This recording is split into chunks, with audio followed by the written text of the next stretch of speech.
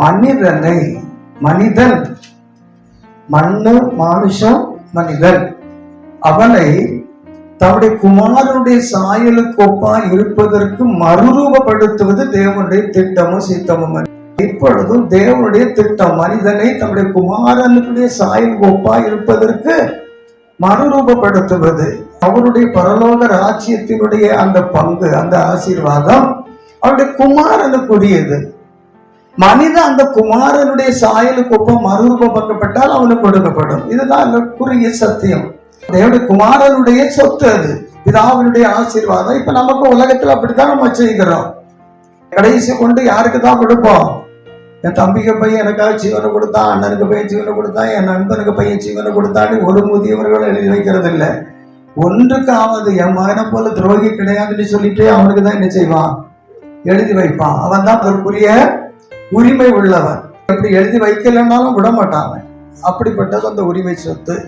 அந்த பாகத்தை கர்த்தர் தன்னுடைய குமாரனுக்கு வைத்திருக்கிறதை எந்த மனுஷன் அவருடைய பார்வையுடைய குமாரனுடைய சாயலுக்கு ஒப்பாக மறுரூபமாக்கப்பட்டிருக்கிறானோ அவனுக்கு வைத்திருக்கிறார். அதனால இந்த மண்ணான மாமிசமான மனுஷனை யாருக்கு அந்த இடம் இருந்ததாக வேதம் சொல்லுகிறது என்று சொன்னால், சாத்தானுக்கு அது கொடுக்கப்பட்டிருந்தது.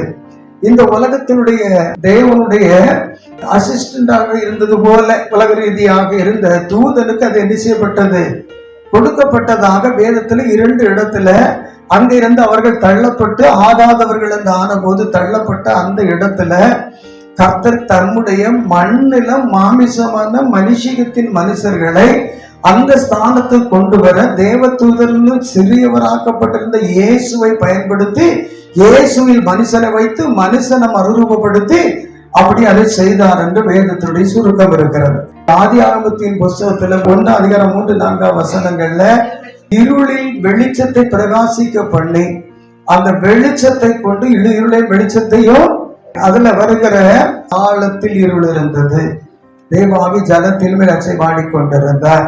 மனுஷனுடைய ஒரு மனுஷனை தேவன் எடுத்துக்கொண்டாலும் அவ்வளவு மனுஷன் எடுத்துக்கொண்டாலும் மனுஷனுடைய ஆத்மாவில் அதாவது அடி தளத்துல இருள் இருக்கிறது. அந்த இருளை தான் கர்த்தர் பார்க்கிறார். ஆழத்தில் இருள் இருந்தது. அந்த இருளுக்குள்ளால வெளிச்சத்தை பிரவேசிக்க பண்ண செய்யணுங்கிறதா அவருடைய சித்தமா இருந்தது. மனுஷன் முழுவதும் மாமிசத்தில் சிருஷ்டிக்கப்பட்டு மொத்தமாக மனுஷன் காணும் போது அந்த மொத்த மனுஷர்களையும் ஜாதிகளும் ஜனங்களும் பாசைக்காரருமாமே என்கிறது அந்த ஜலத்தினுடைய திரள் என்று வேதத்தில் ஆதாரத்தோட பார்த்தோம். வெளிப்படுத்துற விசேஷம் 22 அதிகாரம் 7 வசனம். இதோ சீக்கிரமாய் வருகிறேன், நல்ல கவனி, இந்த புஸ்தகத்தில் உள்ள தீர்க்க தரிசன வசனங்களை கை கொள்ளுகிறவன் பாக்கியவான். இந்த புஸ்தகத்துல நிறைய வசனங்கள் இருக்கிறது. எல்லாமே வசனங்கள் தான். மனுஷத்துக்கு அப்பாற்பட்ட மனுஷ உணர்வுகளுக்கும் புரிதலுக்கும் அப்பாற்பட்ட வசனங்கள் இருக்கிறது. அது தேவனால எழுதப்பட்ட தேவனால தேவனுடைய கருத்துக்கள்ல உலகத்துக்கு ஒரு பெயர், காலங்களுக்கு ஒரு பெயர், வருஷங்களுக்கு மாற்று பெயர்கள், மனுஷனுடைய பெயர்களுக்கு, மலைகளுக்கு, தண்ணிக்கு, காற்றுக்கு எல்லாவற்றிற்குமே வேற வேற வேற பெயர்கள் அவருக்கு கருத்துல இருக்கிறது. அது மனுஷன் மத்தியில் சொல்லும் போது தீர்க்க தரிசன வடிவத்தில் வந்து விடுகிறது.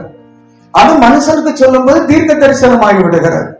அந்த பிதாவாகிய தேவன் மனுஷன் பேசாத வார்த்தைகளை பேசுகிற தேவன் அப்படியே அது தீர்க்க தரிசன வடிவத்தில் சொல்லுகிறத கண்டுபிடிச்சு விளக்கத்தை கை கொள்ளுகிறவன் பாக்கியவான். அதனுடைய விளக்கத்தை சொல்லல, தெரியல, எனக்கு புரியல, காத்திருந்து ஜெபித்து உபதேசங்கள்ல வரும்போது அந்த விளக்கங்களை பிடித்து கொண்டு அவைகளின்படி செய்கிறவன் பாக்கியவான். தீர்க்க தரிசன வசனங்கள் எப்பொழுதுமே எப்படி இராது? சுய தோற்றமான பொருளை உடையதாக இராது என்று முந்தி அறிய வேண்டியது என்று பேதுரு அப்போஸ்தலர் எழுதுகிறார். அதனால அந்த தீர்க்க தரிசன வசனங்களின்படி புரிகிறதற்கு அங்க இருக்கிறத மறைவாக தேவன் பேசுவது தீர்க்க தரிசனம். அதன் மனுஷிகத்துல கண்டுபிடிக்கிறதுக்கு நம்ம தேவ தன்மை மாமிசமான மனிதரில் வாசம் பண்ணாத மனுஷர் தேவர்களை அன்றி தரிசனங்களுக்கு என்ன செய்ய முடியாது, விளக்க சொல்ல முடியாது. தானியேல் 2:11 தானியேல் சொல்வதை பார்க்கிறோம். ஆமென். அப்படிப்பட்ட தேவ நடத்துதல் உள்ளவங்களுக்கு தான் தீர்க்க தரிசன சத்தியம் தெரியும்.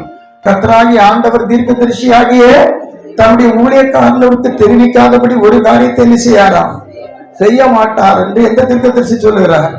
ஆமோஸ் தீர்க்கதரிசி சொல்றார். படிப்பாப்போம் 3ஆம் அதிகாரம் 7ஆம் வசனம்.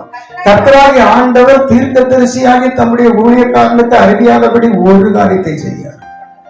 நான் மனுஷன் ஒரு வீட்டுல ஒரு விளக்காளி அப்படி சொல்லி நான் ஆராதனை நடத்துற பார்த்தீங்களா? அப்பொழுது தேவ சித்தத்தை அறிகிறதுக்கு உங்க வீட்டுல யார் இருக்கா? தேவ நடத்துதலை அறிகிறதுக்கு உங்க வீட்டுல உங்களுக்கு அறிவிக்கிற யார் இருக்கா? இந்த காலம் தீர்க்க தரிசன சத்தியங்களை மாத்திரம் அறிய வேண்டிய காலம். அப்படின்னா தீர்க்க தரிசன தேவனுடைய சத்தத்தை கேட்டு குடும்பத்துக்கு சொல்லுகிற ஒரு பிள்ளை இருக்கணும், ஒரு தகப்ப இருக்கணும், ஒரு தாய் இருக்கணும், ஒரு பிள்ளை இருக்கணும் அந்த வீட்டுக்குள்ளால என்பது முக்கியம். அப்பதான் நாம ஒரு காரியத்தை செய்யும் போது இதுல ஒரு தோல்வி வரும், ஒரு கஷ்டம் வரும், அப்படி துணிஞ்சு செய்வோம். கர்த்தர் அதை அனுமதிக்கிறார் என்று. தெரியாம மாட்டிக்கிட்டோங்கிற ஒரு காரியத்தை ஒரு நாள் என்ன செய்ய மாட்டோம், சொல்ல மாட்டோம். கர்த்தர் அப்படி நடத்துவார். அதனால எனக்கு அன்பான தேவ பிள்ளையே, அந்த இருளை குறித்து தான் விளக்கம் முக்கியம். என்ன, கிறிஸ்துவானவர் யாரா இருக்கிறாரு? யோவான் 1ஆம் அதிகாரம் 4ஆம் வசனத்துல அவருக்குள் ஜீவன் இருந்த அந்த ஜீவன் மனுஷருக்கு ஒளியா இருந்தது. அந்த கிறிஸ்துவானவர் தான் அந்த ஜீவன் என்று, ஜீவனாகிய கிறிஸ்து என்று கொலோசை சபைக்கு என்ன செய்கிறார் பவுல் சொல்லுகிறார். அப்ப ஜீவனாகிய கிறிஸ்து அவர் தான் அந்த ஒளி. அந்த ஒளியை இழந்த மனிதர்கள் மாமிசத்தில் பிறந்தவர்கள், ஒளி இல்லாதவர்கள். ஒளி இருக்க வேண்டிய ஆத்துமா இருளா இப்ப அவங்களுக்குள்ள ஒளி இல்லைன்னா அந்த இடத்துல என்ன இருக்கும், இருள் இருக்கும். அதான் அந்த வெளிச்சத்தை தான் கர்த்தர் பார்த்தார். வெளிச்சம் இல்லை, மனுஷர் எல்லாம் எப்படி இருக்கிறாங்க, அவ்வளவு சமுத்திரம் போல மனுஷர்கள் அப்படி பார்க்கிறார். அவ்வளவு பேருக்குள்ள ஆழத்தில் என்ன இருக்குது, இருள் இருக்கிறது. அவங்களுக்குள்ளால வெளிச்சத்தை பிரவேசிக்க பண்ண வேண்டும். ஆத்மாவுக்குள்ளால சாகடிக்கப்பட்ட கிறிஸ்துவாகிய ஜீவன் சாகடிக்கப்பட்ட ஆத்மாக்களுக்குள்ள இருள் இருந்தது.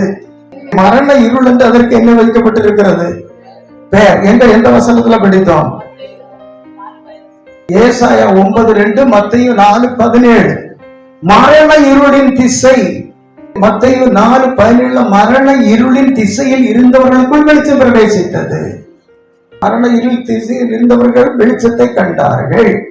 அது அப்படியே கிறிஸ்து 2வது உலகத்துல வெளிப்படும் போது அப்படியே சொல்லப்பட்ட அந்த வார்த்தையை அப்படியே சொல்லி அன்னைக்கு அப்படித்தான் இருள் பிரவேசி இருளுக்குள்ளால மரண இருள், அதான் ஆத்மாவின் மரணத்தினால இருளானது. கிறிஸ்துவாகிய ஜீவன் போனதுனால தீர்க்க தரிசன வடிவங்கள்ல இருக்கிறதின் படி நடந்தால் தான் பரலோகம் என்று பார்த்தோம். அப்ப தீர்க்க தரிசனங்கள் வடிவங்கள் உனக்கு புரியலன்னா எப்படிப்பட்ட செவி கொடுக்கிற புத்தி உனக்கு இருக்க வேண்டும். எப்படி அதை பிடித்து கொள்ள வேண்டும், எப்படி குறித்து வைக்க வேண்டும், எப்படி அதை திரும்ப படிக்க வேண்டும் என்கிறதுல உனக்கு நடத்துதல் வேண்டும். நிர்விசாரம் பெரிய பாவம் என்று எசேக்கியேல் 16ஆம் அதிகாரம் சொல்லப்பட்டிருக்கிறது.